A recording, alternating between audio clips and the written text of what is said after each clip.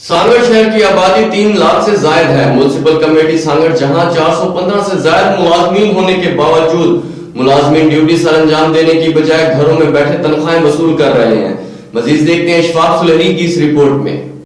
سانگڑ شہر جس کی آبادی 3 لاکھ افراد پر مشتمل ہے۔ میونسپل کمیٹی سانگڑ جہاں 415 سے زیادہ ملازمین ہونے کے باوجود بھی ڈیوٹی سر انجام دینے کے بجائے گھروں پر بیٹھ کر تنخواہیں وصول کرنے لگے ہیں۔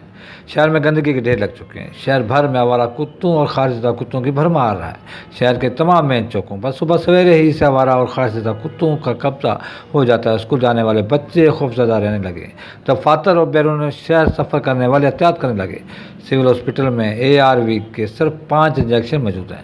موجودہ ضلع انتظامیہ نے عوام کو احتیاط برتنے کا مشورہ دے دیا ہے۔ سانگڑ میں ہمارے 2 سینٹرز ہیں نا، ایک جیندورند ہے، وہاں پہ بھی ہماری ARV اویلیبل ہے، اور دوسرا ہے جی آباد، وہاں پہ بھی اویلیبل ہے۔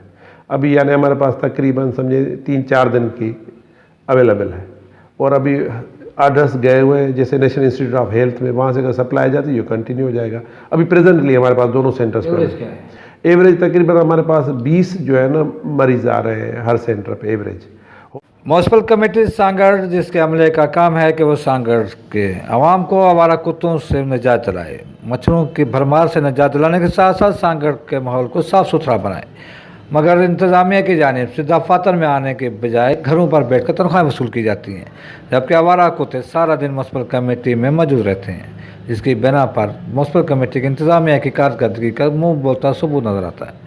ضرورت ثمر کیا ہے کہ ضلع انتظامیہ کا چاہتے ہیں کہ سانگڑ کے عوام کسی بڑی مصیبت سے بچے، تو ضرورت ثمر کیا ہے کہ میونسپل انتظامیہ کو ڈیوٹی کا پابند بنانے کے ساتھ ساتھ ان کے دفاتر سے آوارہ کتوں کا بھی خاتمہ کیا جائے اور سانگڑ کے عوام کو بھی اس سے نجات دلایا جائے۔ کیمرہ مین عزیز احمد خان کے ساتھ سانگڑ سے اشفاق سلیری۔